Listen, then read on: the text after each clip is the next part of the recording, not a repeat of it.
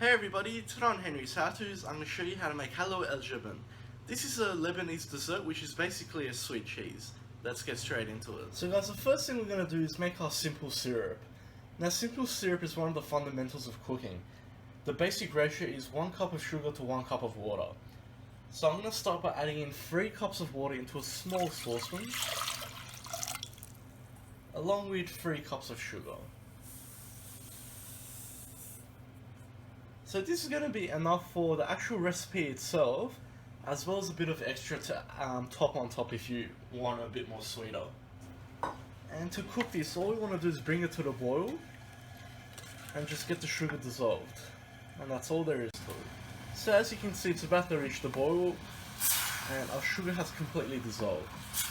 So believe it or not, that's all there is to it. So we'll turn our heat off and you just want to let that rest there. And we can move on. Now moving on, into a pot on a medium heat, we're going to add 130 grams of butter. Now we want to make sure our butter is melted before we add in our semolina, just to make sure it won't burn. So once your butter has started to melt, add in 2 cups of semolina.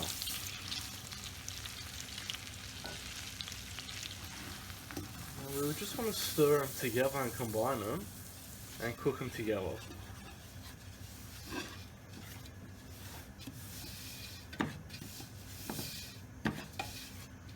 Now it's very important to continuously stir it because we don't want anything to burn. If it burns, we have to start over again. Now once that's all melted and combined perfectly, we're going to add in 2 cups of our syrup that we made.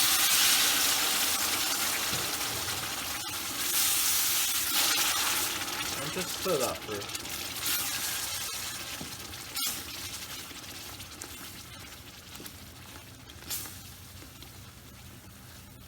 We just want to cook this for about a minute or 2 to get that combined as well.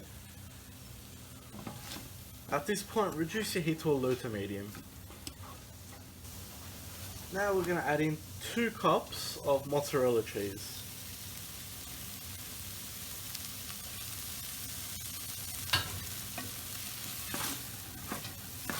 And we're just going to begin mixing that through. Now obviously it's very important we keep on stirring or else the cheese can burn. So keep that in mind.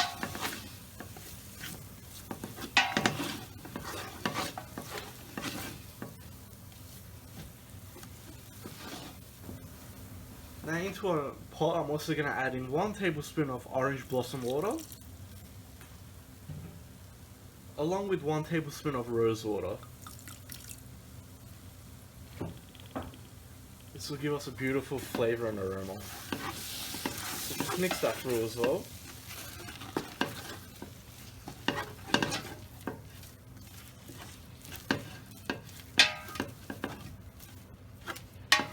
This step does require a lot of effort because it is a hard mixture, so you do require a lot of elbow grease. But it is a good workout, so just be prepared for that. So guys, once it all comes back together like that into a large bowl and the same colour is all the way throughout, just flatten it down, make sure all the cheese is melted. As you can see it is. So what we're going to do now is turn our heat off, and in the meantime bring across a large rectangular tray that we can use for this. Doesn't have to be a rectangle, but it works the easiest. So I'm going to be working on a large tray like this. So what we're going to do is get half a cup of our syrup. You just want to pour it all into your tray. Make sure it's covered all the way around. Not only will this prevent it from sticking, but it will also flavour it. And we'll bring our mixture straight out and place it into our tray like so. And all we need to do now is just use a rolling pin. And we just want to flatten this out into our tray.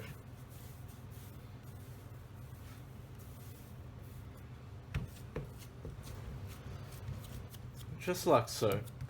Now it's very important we get the same thickness all the way around, so start from the outside.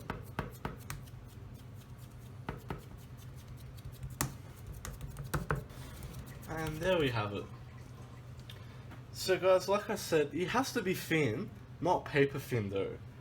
So you gotta be careful of that. If it's paper thin, when we stuff it with our Ashta, it might break apart. So now we just want to leave this here for about 10-15 minutes so it cools down, and then we can add our Ashta in. Okay, so it's been about 15 minutes now. I've just flipped our cheese dough over onto a piece of Glad wrap.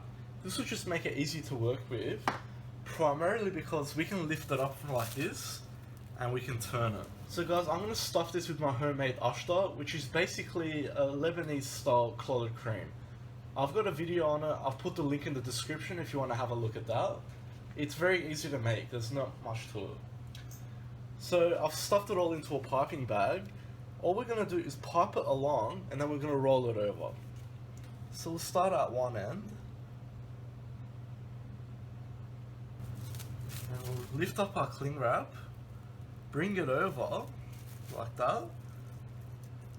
Just push it down. Just like so.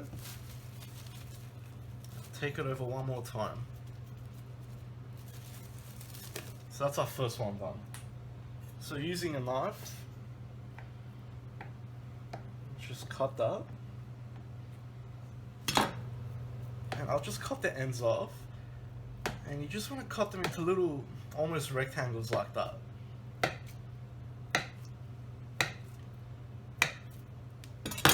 Just like so.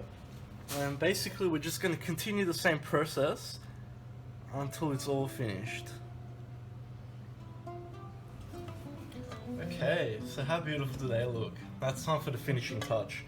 With the extra syrup that we have left over, using a pastry brush, brush each of them liberally, because we're going to add crushed pistachio on top, and this will help it stick. So I've just got a container of crushed pistachios here, so we just want to add that straight on. And you can just tell it's now starting to come to life. Okay, and there we have it guys. So it's as simple as that.